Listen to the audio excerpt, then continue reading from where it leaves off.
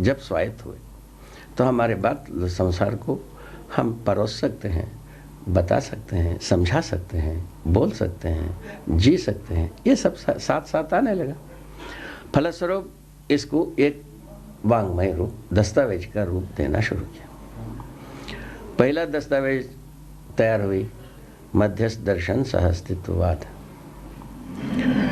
मध्यस्थ दर्शन में मध्यस्थ दर्शन को 4 खंडों में, 4 अध्यायों में ध्रुवीकृत किया। पहला अध्याय का नाम दिया है मानव व्यवहार दर्शन, दूसरा अध्याय का नाम है मानव कर्म दर्शन, तीसरा अध्याय का नाम है अभ्यास दर्शन, चौथा अध्याय का नाम है अनुभव दर्शन। इस ढंग से 4 अध्याय में पूरा दर्शन को लिखा। इन दर्शन का मूल तत्व है मध्यस्थ दर्शन। मध्यस्थ दर्शन का मतलब मैं इतना ही अभी बताना चाह रहे हैं।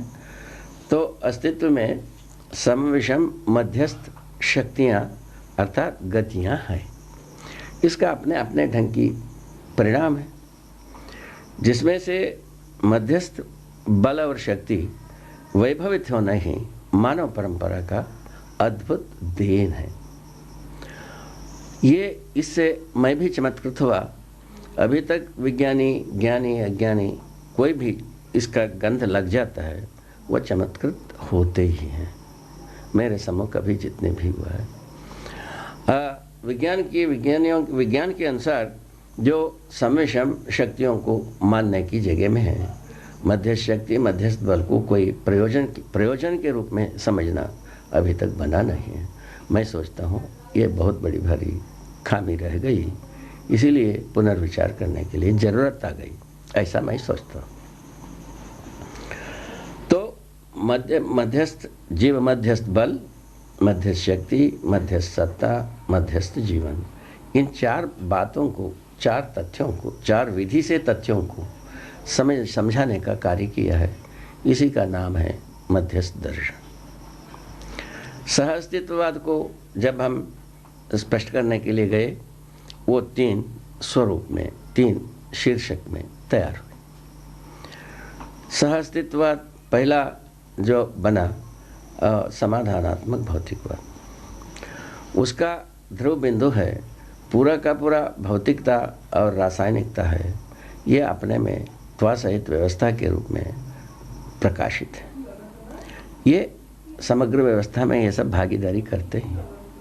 चैतन्य प्रकृति के साथ भी पूरक हैं, भागीदारी करते हैं, और जड़ प्रकृति के साथ भी वो भागीदारी करते हैं। इस बात को स्पष्ट करने की कोशिश की। इसका नाम देने के लिए मना हुआ समाधानात्मक भौतिकवाद। अभी हमारे पास जो कुछ भी वाद है वो संघर्षात्मक माने द्वंद्वात्मक भौतिकवाद। तो मैं ये इस बात को स्पष्ट करने की कोशिश की है, अस्तित्व स्वयं में कोई झगड़ा नहीं है, द्रोह नहीं है, विद्रोह नहीं है, छीना झपटी नहीं है, ये एक दूसरे के लिए पूरक हैं, एक खुशहाली है, एक उत्सव है, निरंतर विकास है। ये बात को समझाने की कोशिश की है। जो कोशिश में वांग्मय तो वांग्मय है, किंतु आदमी आदमी से ही समझेगा मेरे अनुसार। तो वांग्मय में तो कोशिशें हो सकता है, अभी तक भी कोशिशें हुए हैं, उसी क्रम में हम भी किया है। इसमें मूल मुद्दा ये है, त्राण प्राण की बात यह है, विज्ञान सम्मत विवेक, विवेक सम्मत विज्ञान विधि से तर्क को प्रस्तुत किया है। विवेक का तात्पर्य में यह स्पष्ट करने के लिए स्पष्ट किया है कि प्रयोजनों का पहचान,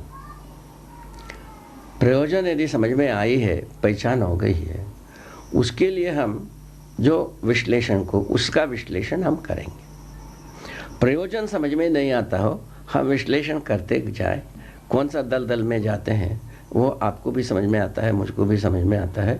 विज्ञान की गति आज जहाँ आदमी जात को ले जा करके बैठाया है या धसाया है, फंसाया है, जो कुछ भी किया है, वो आप स्वयं मूल्यांकन कर सकते हैं।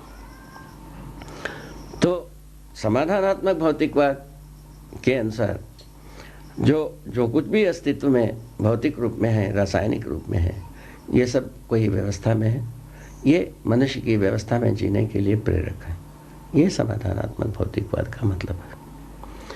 और दूसरा मतलब यह है, समाधानात्मक भौतिकवाद में सभी एक एक दूसरे के लिए पूरक हैं, वैभव के लिए सहायक हैं और आगे की विकास के लिए एक दूसरे के साथ अंतर संबंध जुड़ी हुई है। इस ढंग से समाधान बताई गई है।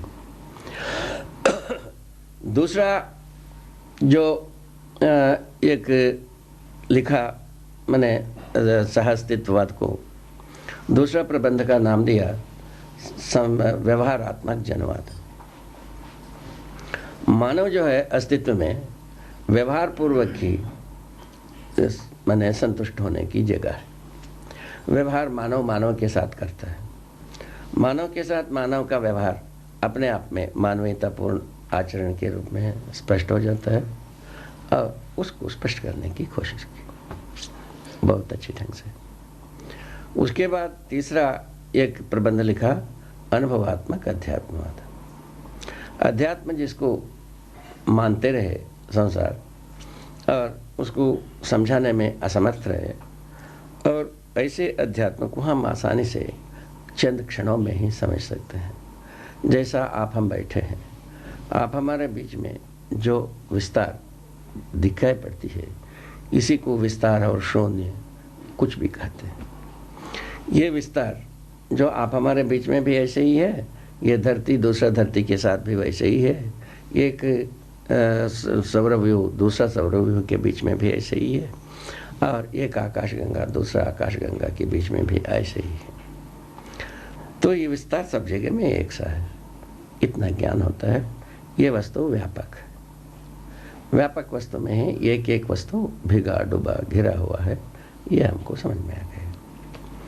व्यापक वस्तु के बारे में कोई शंका करने की जरूरत नहीं। कितना देर लगा आप हमारे बीच में, व्यापक वस्तु है ये, इसको समझने में अपने को देर नहीं लगता। इसी को हम जो इसका अनुभव सबसे पहले आदमी को होता है, उसके बाद आपका होना अनुभव होता है।